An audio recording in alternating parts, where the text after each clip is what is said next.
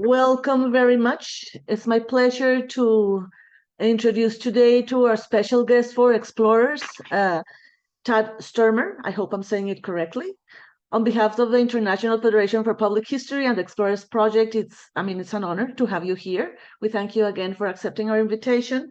Today's event is called Show, Don't Tell, the new storytelling paradigm for public history practice, which is a very suggestive name. So I'm going to ask the audience if you have any questions or comments during Taylor's presentation, please drop them in the chat. I'm sure by the end of his talk, we will have an open mic session so you can ask him questions or stuff. But if you cannot wait, just put them in the chat to make sure you don't forget them or anything. Also, sometimes people are a little bit shy when questioned. So if you write them in the chat, I can also read them to them.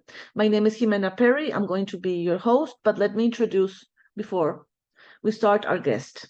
Taylor Stoermer teaches public history practice as a lecturer in cultural heritage and museum studies at Johns Hopkins University. He is the new film and digital media editor for The Public Historian, and he's currently writing Public History, a field guide for Rowman and Littlefield.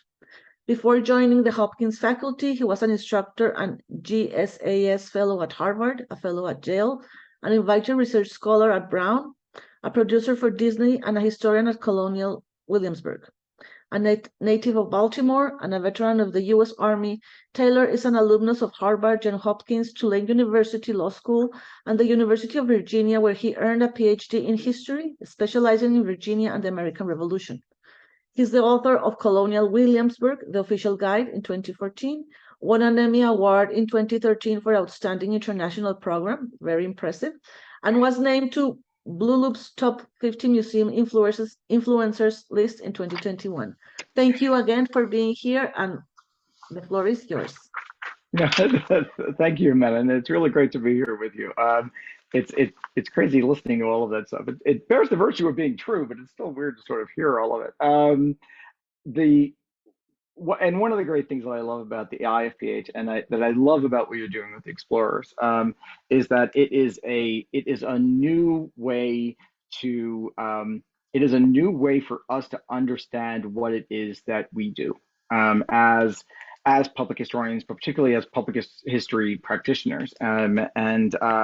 It's great that there are people out there who have known me for a very long time. Hi, Claire. And in a number of these guises to actually see this kind of journey, because I think that one of the things that when I talk about a new paradigm, to me, it seems intuitive.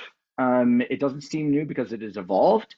To me, what appears to be new about it is how it is something of a departure from what I see a lot of the field doing. Although I don't see that as being a departure from what a lot of the field is talking about, particularly internationally.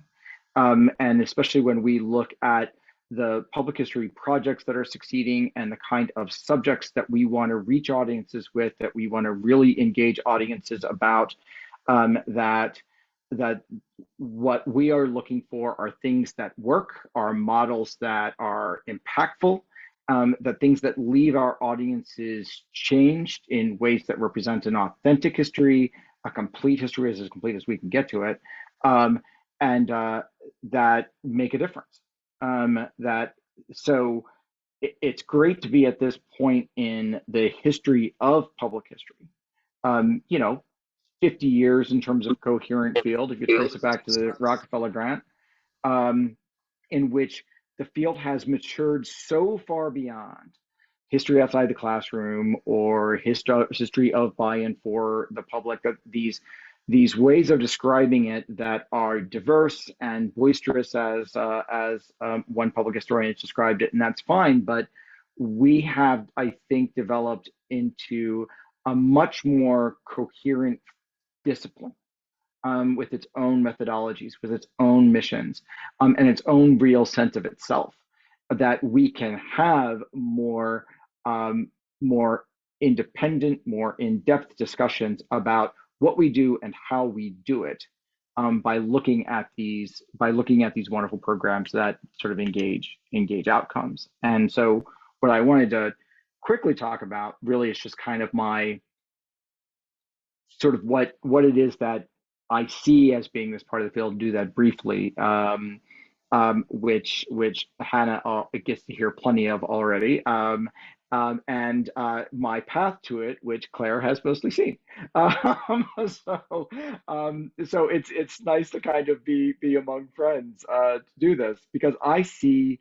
Um, that modern public history practice is entirely about audiences. It's entirely about engaging audiences, and that's in terms of the paradigm. That is where we have to start. That it doesn't that that without understanding that that is who we're doing it for. Um, and that might seem a simplistic way to look at it, but with the way that we have so many people are trained, which is about the construction of it, the presentation of it, the promotion of it, the projection of it, that we don't spend anywhere enough time thinking about who is on the receiving end of it. Um, when we flip that around and we talk about being an audience-centered practice, and that everything flows from the nature of engagement, the level of engagement, the purpose of the engagement, then we see it as an art, not a science. That public history practice is an art because it's entirely about engaging audiences, and that art is almost entirely about storytelling. Um, Now we have, as I tell, as we talk a lot in my class, and the way that I learned it, that being a modern public history practitioner means that you are one part historian and you are one part storytelling. That you have to be a good enough historian to be able to tell good history from bad history, and in the sense that you have to understand historiography, you have to understand historical context, you have to understand historical method, because that is the foundation, of all the stories that you're going to tell, of all the stories that you're going to engage in, all the stories you're going to shape. Um, and then you have to be a good enough storyteller to tell good storytelling from bad storytelling, because bad storytelling, you're not going to engage audiences. You have to understand the imperatives of narrative. You have to understand you have to understand the techniques of actually identifying and reaching audiences, so that you can take those stories that you, not just that you want audiences to receive, but that you believe that audiences need to receive, particularly today, um, and that you can do that in a way that you can really understand what the level of your impact is. So you can be so. And to me, the single most effective method of storytelling is visual storytelling. And that's, one of the reasons why the Public Historian, the journal, expanded its editorial staff to include me and created this role, the film and digital media editor, in order to better understand, better explore, better represent how visual storytelling and digital, particularly through digital media, is at the core of reaching audiences and impacting them wherever they are. And that's in a variety of senses. That is geographically, we could be geographically agnostic, but also where they are in terms of what kind of baggage they bring to a subject, where they are conceptually. Um, so that is kind of my view of being a public history practitioner, as being one part storyteller, one part historian, but all of that with an eye towards engaging audiences that you understand, knowing the story that you want to tell, knowing how you're going to tell it, how you're going to engage audiences with it, and being able to follow that through with, in fact, engaging those audiences. We talk a lot about it being based upon co-created meaning and sharing authority, that through audience engagement, by making sure that it's not just presentational, we're not just creating a product and putting it out there and then we're done, that you have to have that public engagement component in order to be willing to co-create the meaning as that comes out of it, to be able to receive what your audience has to say, to be prepared for all kinds of involvement with the subject. And from there, actually understand what the audience is meaning by it. That might be different from what it is that you talked about, to be prepared for that and to be prepared to kind of involve yourself in necessarily. And this has been discussed in a variety of spaces that I think are really valuable. I know that, Dr. Perry, I know that you've been doing this with explorers, is that how audiences are involved in understanding our own history as it's happening and as we're talking about it. But we need to leave that space for them, that necessary space for them, as a part of our projects, as a part of our storytelling, to make sure that it's an ongoing conversation that help us understand the meaning of what it is that we're trying to talk about. And in terms of sharing authority, that we are not presenting what we think is a complete product, that we are offering up the setting for a long-standing conversation, that and offering up that we can be an authority, but we are not going to be the authority, particularly if we are sharing someone else's story. If we're talking about the story of enslaved Americans, if we're talking about the story of the LGBTQ plus community, is that those authorities have to be shared. And then therefore those meanings can be co-created by your audiences, and therefore all of our projects can be kind of ongoing. And I learned that sort of my path to coming to that is through experience, which is the worst possible teacher, right? It's the best teacher, but it's the worst possible teacher. And that experience was almost entirely at Colonial Williamsburg. I got to Colonial Williamsburg, Claire, at when I was trained, as Dr. Perry mentioned, I was trained as an academic historian. And so I got my PhD at UVA, and I specialized in the American Revolution, and within that on Virginia in the American Revolution. And my dream job was to work at Colonial Williamsburg. And I was fortunate enough that right out of graduate school, I had enjoyed a couple of fellowships at CW, and so they hired me right out of graduate school to work on digital history and to also work to basically be the historian for all of their public programs. And in thereby, Colonial Williamsburg made one of the classic mistakes of many institutions today, is in hiring an academic historian, thinking that they can do the work of a public historian. Not true then, not true now. It was a mistake for them now. It's a mistake for lots of institutions now, to assume that an academic historian can do the work of a public historian. Why? One thing: audiences. Academic historians are not trained, must by definition, to work with audiences. Audiences for academic historians that we're trained, where audiences are an abstraction. Audiences, the audience we're engaged with, audience is scholarship, the body of scholarship with which we're engaging, and that our community might be fellow historians who are working in the same field, and we might be in conversation with them in any given moment of scholarship. But our audience as academic historians is a broad abstraction. As my dissertation supervisor told me, he doesn't care if anybody ever read anything he ever wrote. That's not why he does the work that he does.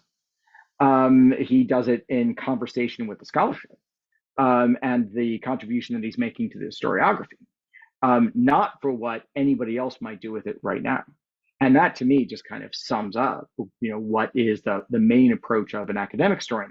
It's the entire way that the methodology is shaped. It's how we're trained. And that is what I got tripped up in when I got to Colonial Williamsburg. That it didn't, it was in trying to go ahead and focus on making sure that essentially I was taking the seminar approach to almost everything that I did in terms of public programming. That this was going to be an opportunity for everybody to learn.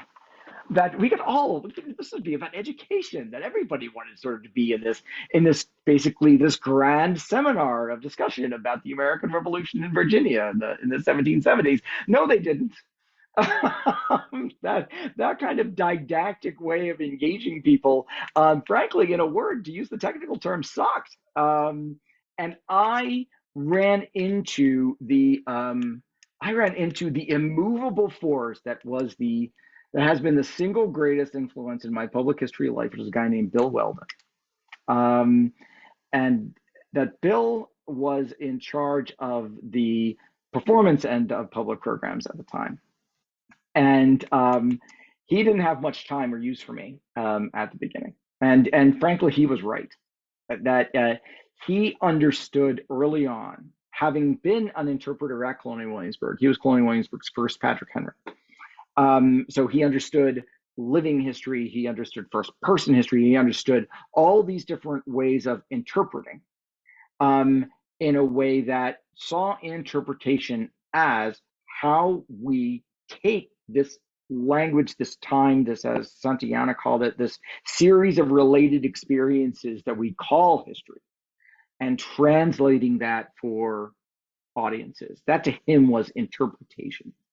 And that first person or in the moment or even costume interpretation are all layers of meaning. And we have to understand there's layers of meaning, because if our audiences can learn, that's fine. But it's not enough in public history for the opportunity we had then of what 750,000 people going through there to every year to be able to change them. And it is great to be able to inform them so they're learning something new.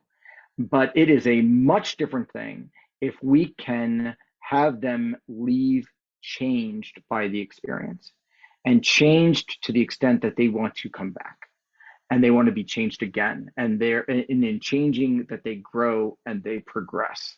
For some reason, I've been reading a lot of George Santayana lately, and this is sort of one of his themes in his 5-volume work on progress, is that this is not about that progress is not necessarily about changing all the time. It's about remembering your lessons and building on those lessons so that progress can continue. And that was very exciting to me. So what I did after a particularly memorable shouting match about this, I shut up. I realized that as an academic historian, I was out of my depth. I was not doing my job, so I shut up. Imagine that quick.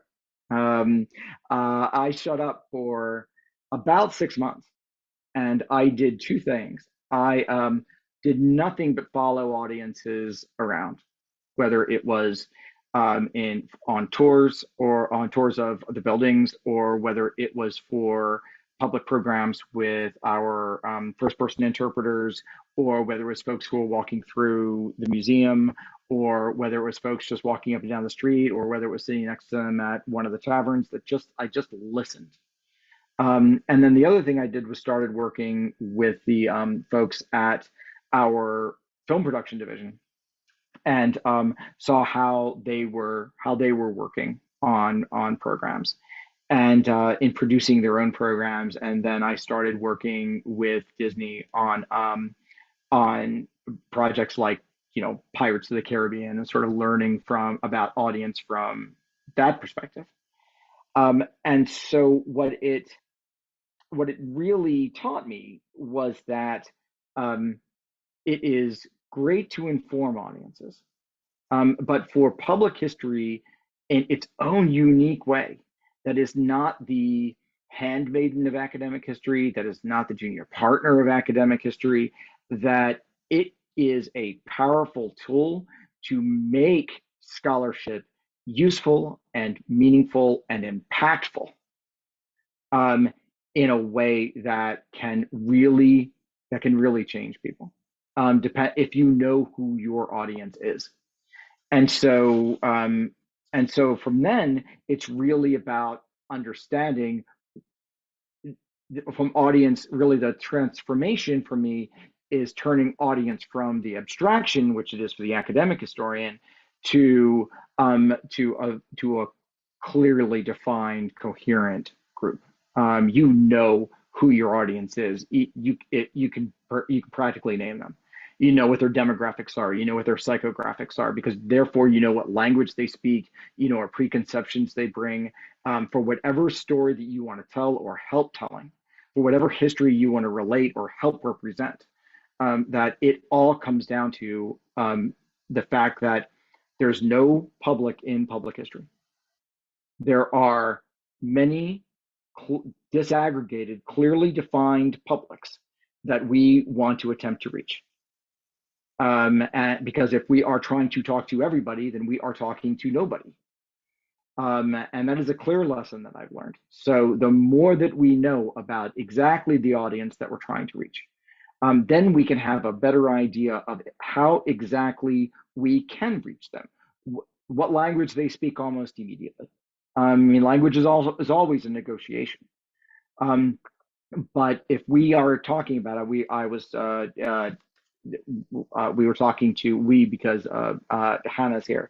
We're talking to the folks at the Anne Frank House the other day, and talking about their approach with shifting to visual storytelling with their most potent the most potent resource, which is Anne Frank's diary, that of their approach to turning Anne Frank's diary in order to be able to reach a younger generation. Their target audience was between 8 and 15, who are not reading as much anymore. They aren't reading the diary quite as much, that they're in competition with a lot of other kinds of resources. It's not they have short attention spans, they just have a shorter tolerance for garbage. And so what you need to make sure is that you're doing something that is engaging, but you can't depart from your core premise of what you do. And for a site like the Anne Frank House, that is dealing with the most difficult of difficult history. We're going to wade into the middle of Holocaust storytelling, for which you must retain the highest level of integrity in telling the story. And for them to shift to this kind of format, to have a major conceit shift in which Anne does not get a diary for her 13th birthday. She gets a video phone. A leap for 1942, I know, but other than that, every line comes out of the diary, which is why you cannot see this series in the United States. It is so close to the diary that it violates copyright, and the diary is still in copyright in the United States. And so therefore, if you are outside the United States, you can see the whole thing. But in the United States, the diary is still under copyright, so they cannot show the video because it's entirely lines from the diary. So that they very strictly adhered to the diary, but made sure that their storytelling approach, in order to make Anne relatable to this cohort, which would seem natural. Anne's 13 when they go into hiding. But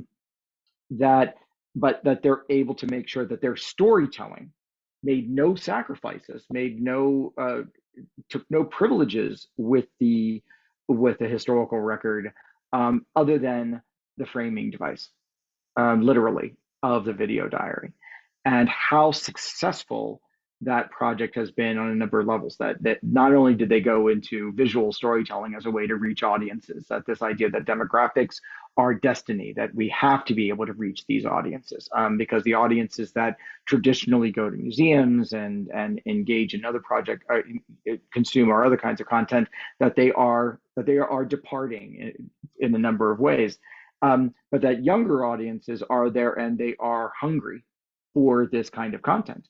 And as long as we are presenting it in a language, and that language can be a visual language that speaks to them for their circumstances, for the way that they consume, not putting it out in 4-hour long documentaries, but in 20-minute clips, that what they did was that they put the diary together. This is an extraordinary project that we can all learn a lot from. So for the journal, we're going to do a case study on it, is doing it in 20-minute clips. So 12 episodes in one season of 20-minute clips, which, do the math. I mean, that's a couple of feature-length films. And in 3 years, 12 million views in just 3 years.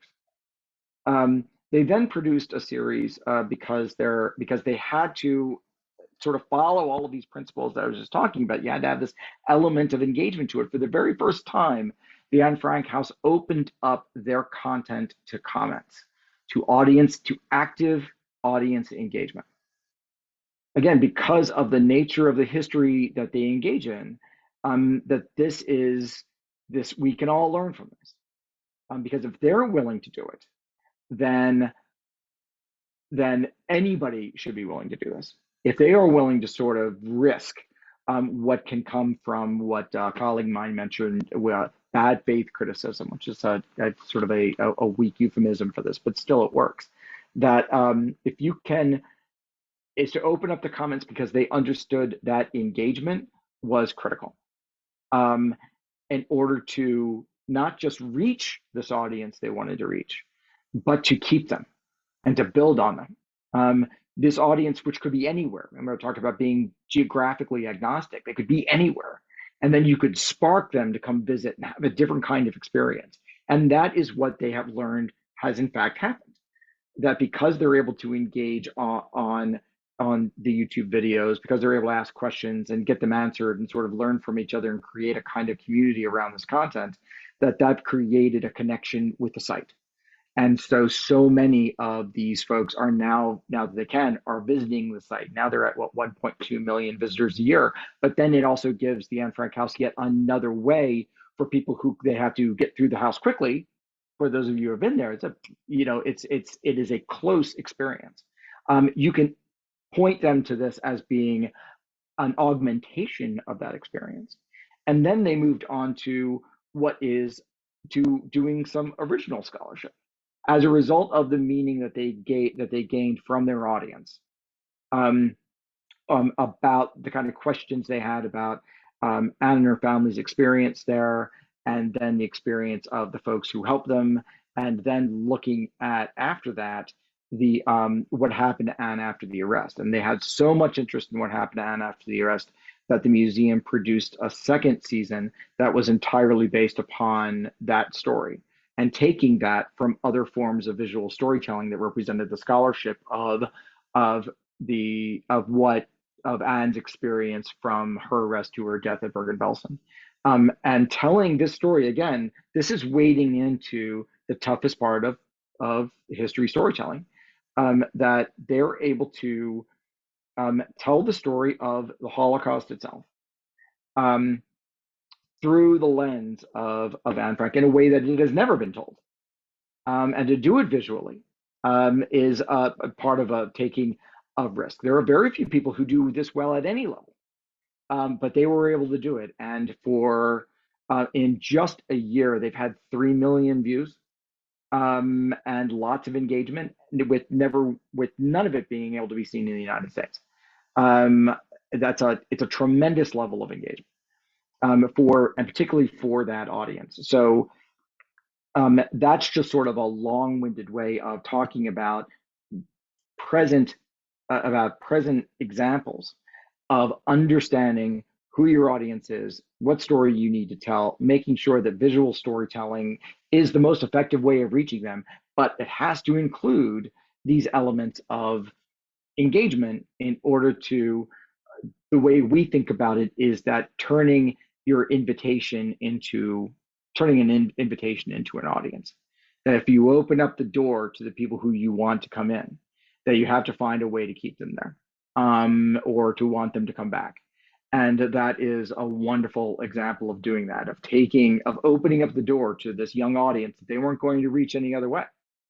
And then making sure that the content was engaging enough, but also that they were doing it in a way that was responsible enough, to be able to keep them, engage them, help them learn, and then keep them coming back, so that they would in fact then visit the site, and then even after visiting the site, go back and learn more because of the other kind of content it created. That to me is a really wonderful way of looking at how the new paradigm in fact works in practice, and how it's being applied in so many other ways, from National Geographic's A Small Light, which is probably the single best form of narrative history storytelling that I've ever seen. And that just happens to involve the same story of Anne Frank, but from the standpoint of her protectors, of the people who hid them, And then all these wonderful projects that are going on Instagram. There's a wonderful project called His Name Is My Name, which is entirely an Instagram based documentary, done entirely through Instagram posts, which can be as long as 3 minutes, not through stories but through posts. um, that tells the story of a producer who learned that her grandfather had been a Nazi collaborator in the Netherlands during the war. But she produces a documentary through each of these coherent, independent Instagram posts, that has all kinds of engagement, that has all kinds of connection, and it is a public history project. It represents the best of what we're doing, telling stories about the past and the present that matter, that impact audiences and that move them and that keep them engaged and not just inform them, but that help them really be aware of and connect to these audiences in ways that make the past meaningful in the present.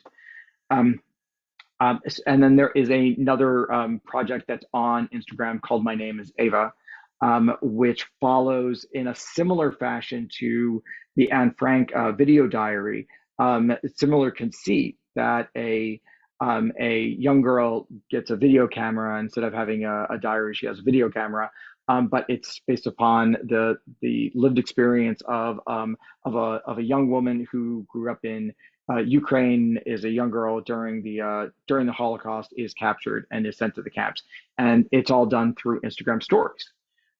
Again, with millions of levels of millions of views, and layers of engagement and people who keep coming back and keep asking questions, and all seeing all of that, and that's all happening now. And I think that one of the lessons of that is that it's great to see that happening at places like the Anne Frank House, which is, we can say, is kind of within the field. But so much of the best work is happening outside of the field. And if we have an audience-centered approach, then what we can see, an audience-centered approach that focuses on visual storytelling, we can focus on the work that's being done, the impact that's being had, and then we, inside the field, can take those lessons and apply it to our own work. I was a little long-winded, but lots of tell but not show. Yeah, I Well, know, Claire. it's it's it's really, I mean, you got me thinking a lot, not only about the practice of public history in our field, but also the way we are teaching it. So I'm going to ask you something that I don't know if you can answer or you're working on it, or perhaps you already do. How do you teach someone to be a good storyteller? And I'm sorry, I don't mean to take all the space of the audience asking questions. I open the floor first if there's any questions or comments from the audience first. So while they warm up, can you answer mine? Yeah, actually, you know what, Hannah, you can end the class now if you can answer that. I'll give you an A today. Um, uh, the way I teach it is, I I make sure that I'm being very, very clear about all that. That from day one, and the way our syllabus is constructed, has to be has to make sure that it is as much a practicum, as it is as it is a subject oriented course, to teach them how to be storytellers. The one thing that I learned when I first started making films, was that your best school is your first project. And so my students get an introduction to modern public history practice and to the main themes in public history practice, but then they start down the road, at the same time, of creating their own project, of going through the process of of identifying the history stories that they want to tell, of shaping that into a story for a visual storytelling project, for turning that um, a treatment, into a shooting script, into production, and then their final product is in fact a film. A 3 to 5 minute, depending upon their project, a 3 to 5 minute micro story. That we then go through that process as we're going through important examples of how history storytelling is working in certain topics, So, and then we have a lot of guest speakers. But like for example, this week we're looking at American slavery in public history practice and the different ways in which that story is being told, different the political environment, but all the different methods. We're looking at the 1619 Project and all of its many different forms, and so it is making sure that we are looking at as many examples of history storytelling as possible, of good history storytelling as possible, and that we are. But the key thing to me, and the most important thing to me, is making sure that they are at the same time engaging in the practical end of doing it themselves, but doing it in a way that is guided and doing it in a way that is informed, and that they can see examples of how it actually works and plays out around them. I think you have to kind of balance it as part practicum, sort of part seminar. Do you use or do you train them to do, for example, oral histories, interviews, the use of testimonies and things like that? Well, it depends upon what we talk about is what is the evidentiary source base that they're going to use for their project. Because in some cases, and I think this semester it is more, it has happened more frequently, is that a lot of them using interviews, right? That because one of the things that is becoming increasingly clear is the importance of um, opening silences into more recent history and going and being able to engage in and seeing this as a way to engage in original scholarship through visual storytelling, by collecting oral histories, by engaging in in interviews that then find their voice in the visual story. So we're looking at a lot of examples of that, and so it all depends though upon where they are in terms of their of the kind of history they want to tell. I have one student who's working on a project in the 1680s in Pennsylvania about religious freedom, and so oral history is not an option. But what we have but the one thing that we talk about a great deal is how do we make sure that you're telling a story that matters, that it's important to tell stories that fill in gaps and that inform our audiences, but that the best kind of stories are the stories of impact. And in that case, what we want to do is we want to fill in silences. And for that, a lot of that is about go where we go for oral history and where we go for much more active kinds of scholarship that they know that visual storytelling can in fact represent original scholarship and can actually make a contribution to our understanding that the historiography hasn't reached. And so it's really sort of make more of a recognition about being very clear about what your evidentiary options are, and if it's not there, then you need to go fill it. We have a question from Claire. Perhaps a simplistic question, I don't think so, but within the importance of knowing one's audience, how much should a public historian customize their storytelling? Yeah, Claire, absolutely. As it should be as customized as possible. That it really needs to. If your audience is broad, then it depends. But it's interesting, when we and you and I have had conversations a little bit along this line, but that it is so interesting when we think about language and communications choices as a negotiation from the beginning. That the minute that we decide that we're going to use English, we've made a choice, right? We've made a choice about that audience. The minute that we've decided that we're going to pitch it to this level in terms of vocabulary and terminology, we're making choices. Now, for a lot of public historians, those are not conscious decisions; those are just assumptions. Whereas you don't make what we try to do and what I try to help my students understand is that who do you exclude with the choices that you make in the elements that you deploy. So again, so if you're going to choose English as your language, okay, you need to know who you're excluding.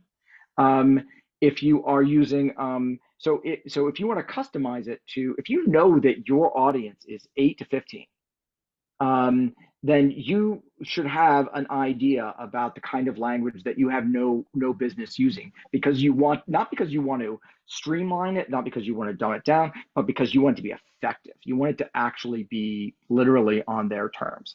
And if you're talking to if you're talking to audiences of color, if you're talking to audiences of other kinds of ethnic backgrounds or other kinds of religious backgrounds, then that's why you cannot understand your audience enough, because that enables you to tailor that, to customize it, to use your word, to customize it as much as possible. Because the more you're able to customize it, then the more they're able to understand it, the more they're able to get. So the less work that you have to do in terms of exposition and things like that to actually get into the heart of the story, and therefore the more engagement you're going to get back. So you can, with that audience, move on to the next story. You can have more of a conversation when you're not tripping over a language. And that's why I'm a big fan of what's called narrowcasting, right? We know what broadcasting means, but narrowcasting and making sure, and this is what the brilliance of digital media is now, is that we can target our messages, our stories to those audiences, and customize them within an inch of their lives. Why? Because we really want them to be understood. It's one of the things, and obviously Claire and I know each other, so there's one thing that I do want to say about this. Why there are a lot of things that we did at Colonial Williamsburg that, in my view of it then and there, and my view of it used at other institutions, things like costume interpretation, things like first person interpretation, in which you are reaching for other languages, both in clothing's a language, and reaching for other languages in terms of 18th century language, or what you think of 17th century language, is that is not thinking enough about who you're excluding from the education from the message, the story that you're trying to tell. That it might be more distancing now than we thought, and that those kind of tools that are automatically not customized, right, but they are distanced, that we need to be much more careful about the deployment of those, because they seem now to be more distancing for audiences than things that bring them in because they're interesting. I'm not saying that we get rid of it, but I'm just saying that we need to have a better understanding of it as a tool, because our main goal should be making sure that we're being understood by our audiences in the ways that we want to be understood, and in a way that will elicit and spark and inspire engagement back on our audience's own terms. And that, to me, is what is so exciting about it. I think this was a very important question. Well, at least it was for me, because you have opened my eyes, like thinking when we think about public history in general, we think, okay, we need to get to broader audiences to get historical knowledge to beyond academia, but we never like a general mass. And you're saying, no, you have to know your audiences. They're different kinds of audiences. They have to be tailored for that. And I think that's a very important point that many public historians should have in mind. So this has been like very enlightening for me. Is there any questions or comments from the audience, from this audience? Michelle. Hi, everyone. It's a pleasure to be here with you. Ted, you are contagious with your smile and knowledge. Thank you so much. I have two questions for you. How do public history, cultural heritage, museum, and digital media intersect and influence on another? Oh, Two questions. that's a great question.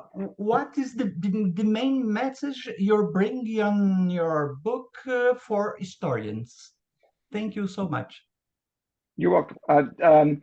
Okay, my main message is that you have to pay attention to audiences. You have to stop paying attention to yourself. That if what you're doing isn't for somebody else, then get over it. That our goals right now really need to be about if there are a lot of people who talk about, well, history needs to matter, and I'm all in favor of that. But it can't matter just simply as a fact of the statement. That it matters by how we engage with other people and have them understand that it has a role and a place in their lives. This is about understanding this is the way I always talk about it, that it is about understanding how we got from then to now, and in the now, understanding how we in fact relate to one another, how our relationships came to be in reality. What is the historical background of that, so that we understand the world as it is, and in doing that, we can then have an authentic approach to the world as that might be. We can in fact solve those problems rather than engaging in kind of this recitation of mythologies that people count as identity, and that get in the way of us actually seeing the problems that in fact do exist, because of how we got from then to now. And that is the role of the historian. That is the role, particularly the role of the public historian. We have an active, being a public historian is not a passive role. This is an active responsibility to actually be in the middle of this, and to facilitate this understanding of how we got to where we are, for history to be meaningful and intelligible. And that's where I see the intersection, that you mentioned in your first question, of museum studies. Museums are places for people to come to understand these things, for them to sort of commune with the past and with artifacts and with the culture.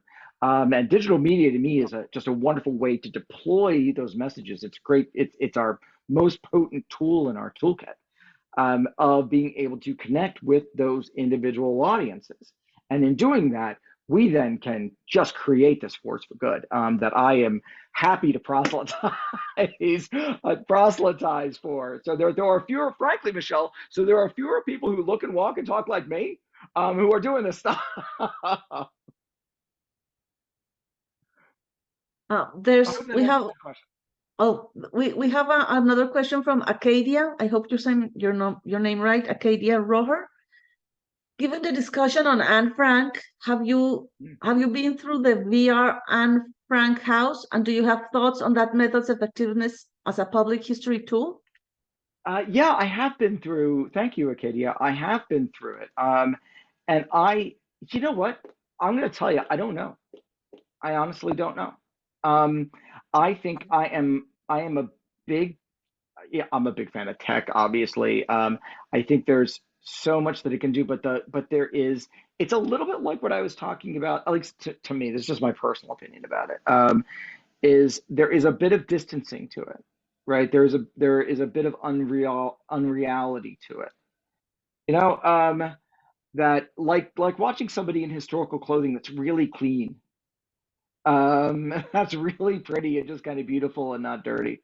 Um, that that the It was interesting talking to the folks at the Anne Frank house about how much they learned by having to build the set for their video series, and how, that in building the set, because they obviously couldn't film in the original location, but they built the set to be as the closest possible replica of what the annex looked like.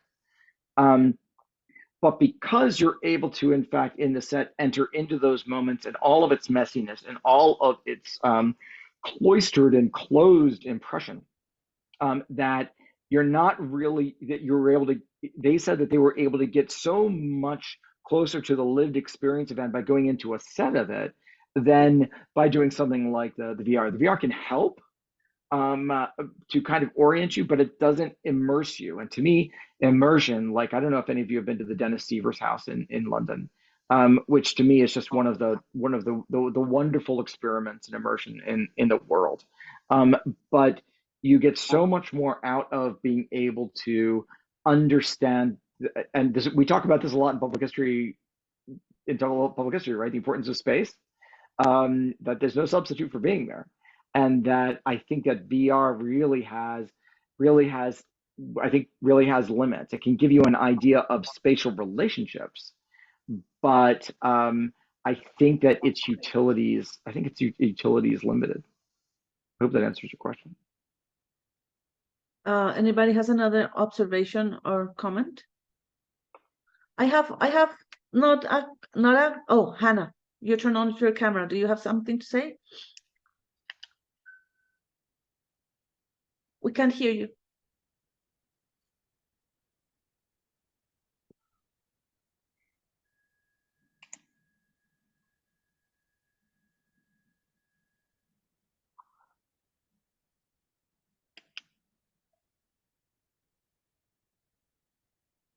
Maybe you can write it down. Maybe you can write it down if you don't mind. I can read it. Talk about somebody who's got a great project. Hannah has a wonderful project that she's working on for our class right now. So she can tell you about becoming a history storyteller. She's doing some great stuff. I'm trying to unmute you now. No? I said I unmuted you. Ask to unmute. Okay. Now, from my end, you're unmuted. I don't know. I'm sorry.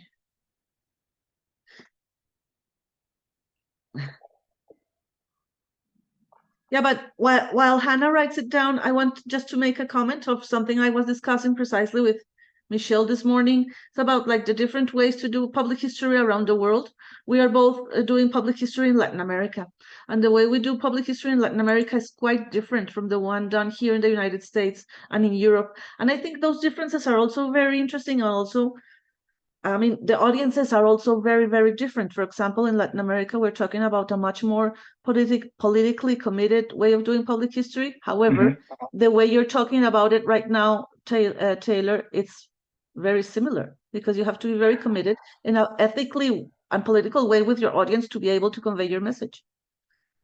I think you're right, and Michelle, I'm familiar with your work. That the idea that public history is an active tool.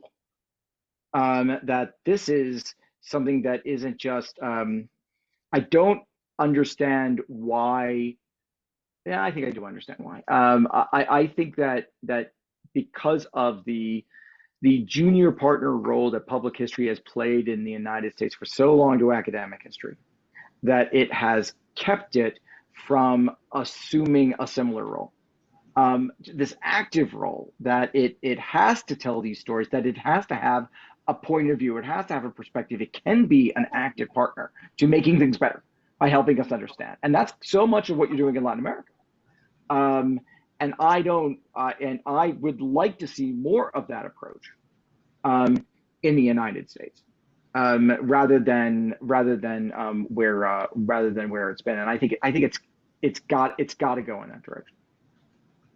I think, Hannah, can you try speaking? No? I'm sorry. I even made you co-host to see if you could speak. I don't know if this is on my end. I'm so sorry. I'm going to read Hannah's intervention. As a student of Taylor's, I want to say that the methods of teaching public history I found really effective that he uses are the practicum elements and also tying it to what's happening in real time. We are constantly working with current events in class that really tie the concepts into active practice. Lots of classes I take have been very theory filled. Sorry about the mic issues. No, I think that's my fault, the mic issues. Okay. Taylor, something you have to say about Hannah's praise of your classes? I told her she'd get an A, but she's already getting an A, so I'm not sure. I'm not sure what more I can do for you, Hannah. Other than to sort of praise the work that she's doing. I think that if that what's wonderful about making it very clear that this is how we're going to learn it, and it ends up having pitfalls when we want to stay in the moment, right? When we really want to engage with issues as they're happening. And again, this is a little bit like what I think this is a little bit like more of the approach of Latin America, that this isn't talking about discrete subjects that are past that we have to somehow drag into relevance into the present, that we are talking about things that matter right now, and how we engage in them, and that there in fact is an organic way, not a constructed way. There's an organic way in which we fit into those discussions. We can presume too much, and we need to be careful about that. But if we stay in our lane can be a fast one. And I think that that's something that's exciting. And one of the things that I love about teaching this class, and particularly this semester, is that it's always a team effort, right? They're talking about shared authority. I'm just there to kind of facilitate. By having students be engaged in the process of creating this meaning as we go too, by bringing what they know and what they understand about what's going on around them, I think is terrific. And I'm not even an old Abe, so Can that's you tell her us? project. Oh, can you tell us about Hannah's project a little bit more now that you mentioned it? Now everybody's curious. It's really too bad that she can't tell you about the project. I just read her shooting script this morning. I hope my notes made sense, by the way. But she is doing it is, we always talk about in storytelling about finding the finding the macro and the micro, and vice versa. And and Hannah Testing, is, testing. Is it hey, working? We there can you hear are. you. You We can tell can us hear about your you. project. Okay, Okay. go. So Hooray! can you hear me? Is it Yes. okay? Yeah. Okay. So I am living in my hometown of Eau Claire, Wisconsin. And in high school, our mascot was something called an Old Abe, which caused a lot of confusion to literally any other school that came to us. But we were named after an eagle that fought in the Civil War with a volunteer regiment from my city. And so kind of using that hook of the fact that I'm an old Abe, but that's kind of nonsensical. What does it mean? My project goes back and tells the story of how this eagle ended up in the Civil War and then became a prominent symbol of my city and my state. And then still 160 years later, you have old Abes in Eau Claire. I have a question for you, Hannah. What does this project, how do you make it an engaging project? Oh, that's a good question. I want to hear this one. Something that I really focused on when I was writing my script, because I wanted to write something for people in like late teens, early 20s. So I focused on trying to find a balance in the language of having enough information that you get the context of the story and the narrative, but without getting too, says reading a lot about different machinations in, in army units and that sort of thing. But making sure the language is accessible, and that finding ways of keeping it moving and not losing which is something I'm still looking to balance as I'm showing. Yeah, Hannah's got a really great grasp of her audience, and it was a really big, and that was a really big in terms of the development choices of her figuring out exactly who she's speaking to, and that gets us to, sort of to Claire's point about it. She really has customized her story to that audience in order to make sure that, okay, well, what really is the meaning for that audience, and what is the potential meanings it could have to that audience. So she's been very clear about who she's speaking to and then how those choices inform the story. It's great to read the script, and it really does reflect that.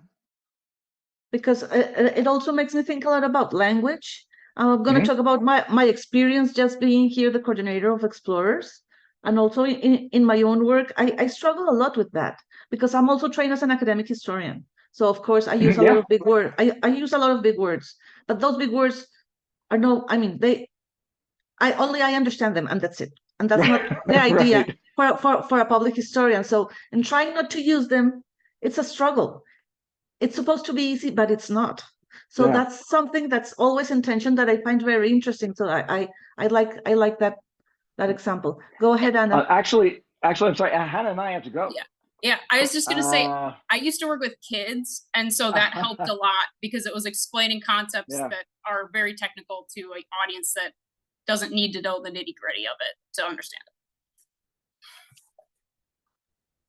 it. Is there any other question or last comment for our presenter? Okay, if not, I just want to thank you very much, Taylor, for this presentation. I hope it's not the last one. Hannah, also thank you. Perhaps you can be also a guest for Explorers and talk about your project in the future. In the future, it doesn't have to be tomorrow. It can be sometime in the future. For my followers, Explorers is going to be on a vacation in August, so we will come back in September. So stay tuned, and thank you very much for being here. I'm going to stop the recording now.